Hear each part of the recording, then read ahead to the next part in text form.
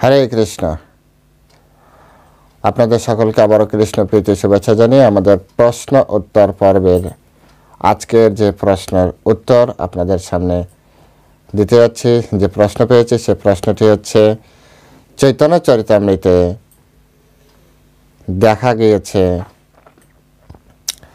1 + 1 = 1, 1 - 1 = 1, অর্থাৎ 1 + 1 = 1, 1 - 1 = 1। তো প্রশ্ন করছে যে এর অর্থ কি? ওকে, এর অর্থ হচ্ছে, আসলে এটা শাস্ত্রের উপরে, শাস্ত্রকে আপনাকে জানতে হবে।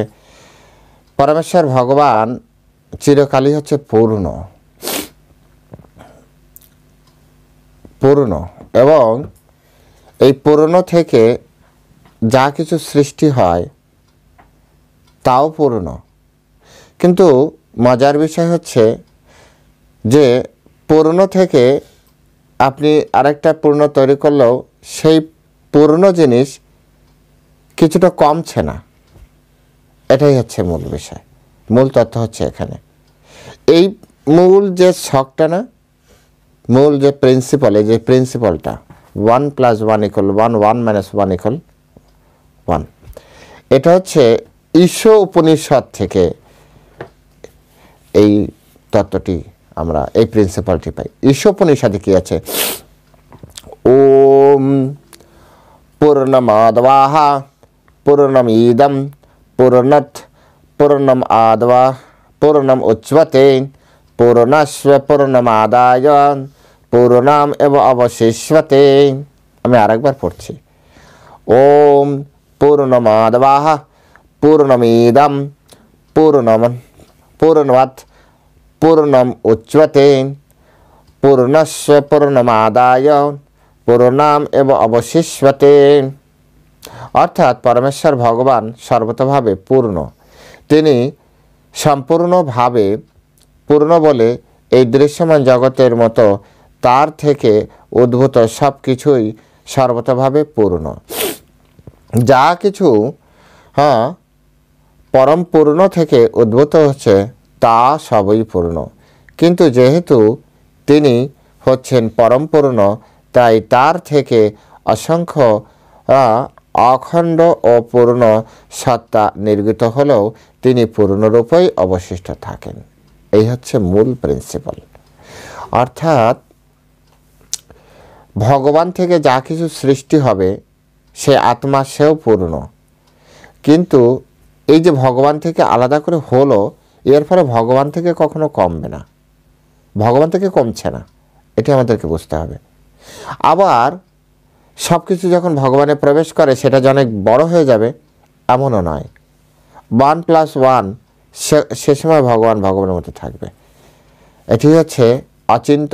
শ্রী চৈতন্য মহাপ্রভু এই তত্ত্বের নাম দিয়েছেন হচ্ছে অচিন্ত ভেদাভেদ তত্ত্ব।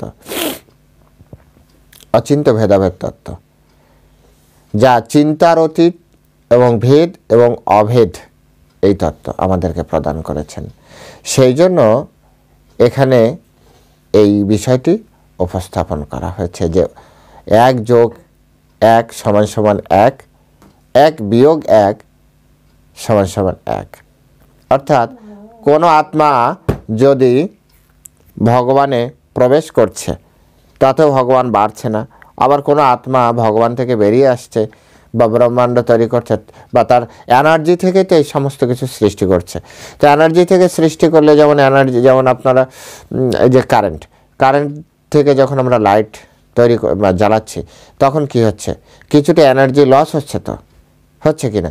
যেমন একে প্র্যাকটিক্যাল উদাহরণ, আরও প্র্যাকটিক্যাল, এই মোবাইলে চার্জ দিলাম, মোবাইলে আমরা আমাদের যা দেখার দেখছি, হ্যাঁ আমরা তো দেখছি সুন্দরভাবে, কিন্তু ধীরে ধীরে চার্জ কিন্তু কম হচ্ছে, অর্থাৎ এনার্জি লস করছে। মোবাইলটা প্রথমে চার্জ দিলাম, ফুল চার্জ, পূর্ণ। এখন পরবর্তীতে যখন আমি কাজ করছি মোবাইলে তখন চার্জটা কমছে, তার মানে কি? এনার্জি লস হচ্ছে, কাজের ফলে এনার্জি লস হচ্ছে। বুঝতে পেরেছেন? ভগবানের ক্ষেত্রে এরকম হয় না। ভগবান পূর্ণ, এবং তিনি তার থেকে যতই কিছু করেন না কেন, তার এনার্জি দিয়ে যত কিছুই করেন না কেন, তারপরেও তিনি পূর্ণ। এবং সেই এনার্জি থেকে তৈরি বস্তু আবার যদি ফিরে আসে, যেহেতু তিনি পূর্ণ আছে, আবার বাকিগুলো আবার ফিরে আসলো, তাহলে তো বেশি হওয়ার কথা। কিন্তু ভগবানের ক্ষেত্রে কি হচ্ছে না, তখনও ভগবান আগে যেমন ছিল তেমন এক। এটি হচ্ছে এই মানে প্রশ্নের মূল উত্তর। অর্থাৎ ভগবান সবসময় পূর্ণ, তিনি তার থেকে অনেক কিছু সৃষ্টি হলেও তিনি পূর্ণ, অনেক কিছু তার ভিতরে প্রবেশ করলেও তিনি পূর্ণ। তিনি সৃষ্টির শুরুতে পূর্ণ ছিলেন, সৃষ্টির শেষেও তিনি পূর্ণ থাকবেন। সব কিছু সৃষ্টি করার পরেও পূর্ণ, আবার সব কিছু তার ভিতরে প্রবেশ করলেও তিনি পূর্ণ থাকবেন। এটি হচ্ছে এই প্রশ্নের উত্তর। হরে কৃষ্ণ। আপনাকে অশেষ ধন্যবাদ। ভালো থাকবেন সকলে। জয় শিলা প্রভুপাদ কি জয়।